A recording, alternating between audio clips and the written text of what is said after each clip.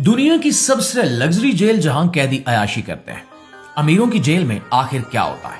मुआज़िज़ दोस्तों, मैं माजिद मलिक और आप तमाम देखने और सुनने वालों को अस्सलाम वालेकुम। प्यारे दोस्तों, जेल का तस्वुर आते ही हमारे जहन में एक खौफनाक जगह उभरती है जहां इंसान न सही तरह जिंदा रह पाता है और न ही मर सकता है, जहां सख्त सजाएं, तंगो तारीक कोठरियां और हर वक्त खौफ होता है। मगर दुनिया में कुछ जेलें ऐसी भी हैं जो इस रिवायती तस्वुर को बिल्कुल बदल देती हैं। नॉर्वे की हॉल्डन जेल इसी की हैरान कुन मिसाल है, जो जेल से ज्यादा एक जदीद बिल्डिंग महसूस होती है। यह जेल नॉर्वे के शहर हॉल्डन में वाक़ है और यह सन 2010 में खोली गई थी, जिसे बनाने में तकरीबन 10 साल का अरसा लगा और इस पर करोड़ों डॉलर खर्च किए गए। यहां कातिल, रेपिस्ट और खतरनाक मुजरिम कैद होते हैं, मगर इनके साथ बर्ताव ऐसा है जो आम आदमी को चौंका देता है। इस जेल में ना ऊंची खारदार तारे हैं, न बिजली की बाढ़ है और न ही हर वक्त बंदूकें थामे गार्ड्स।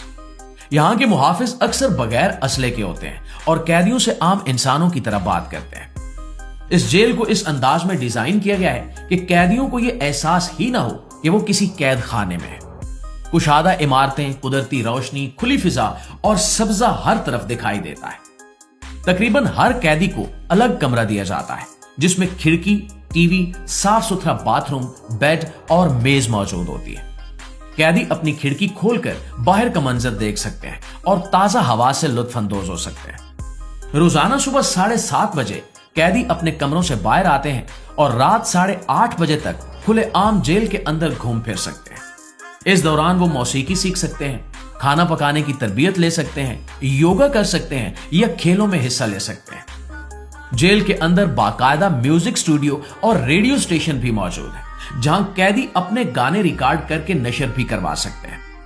दोस्तों, इसके अलावा library, gym, sports centre, football ground और जॉगिंग ट्रैक भी बनाए गए ताकि कैदी जिस्मानी और जहनी तौर पर भी सेहतमंद रह सके। नाज़रीन, एक और हैरानकुन सहूलत यह है कि यहां कैदियों के अहले खाना के लिए एक अलग इमारत मौजूद है, जहां कैदी पूरा दिन अपने खानदान के साथ वक्त गुजार सकते हैं। इस जगह पर बेडरूम, डाइनिंग टेबल, सोफा और टीवी तक मौजूद होता है, बिल्कुल किसी 5 स्टार होटल की तरह।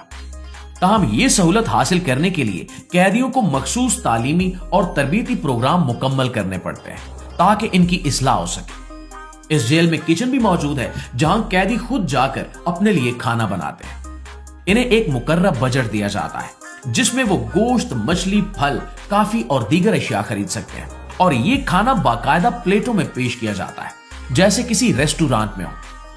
नॉर्वे की हुकूमत का मानना है कि मुजरिम को सख्त अजियत देने की बजाय अगर उसे बेहतर माहौल दे दिया जाए तो वो जेल से निकलकर एक अच्छा इंसान बन सकता है और माशरे के लिए फायदेमंद हो सकता है। और दोस्तों, इसी सोच के तहत गार्ड्स और कैदी इकट्ठे बैठकर खाना खाते हैं, बातचीत करते हैं और यहां तक कि एक साथ खेल भी खेलते हैं। कैदियों का कहना है कि सहूलतें जितनी भी हों, आजादी की कमी फिर भी महसूस होती है, क्योंकि आखिरकार जेल जेल ही होती है। नॉर्वे में हॉल्डन के अलावा बॉस्ट्रायर नामी एक और जेल भी है, जो एक जजीरे पर कायम है। यहां कैदी अलग अलग कॉटेजेस में रहते हैं और जिंदगी किसी रिजॉर्ट जैसी लगती है। यह जेल 1982 में कायम हुई और यहां दीगर जेलों से सिर्फ वही कैदी मुंतकिल किए जाते हैं जिनका रवैया अच्छा हो।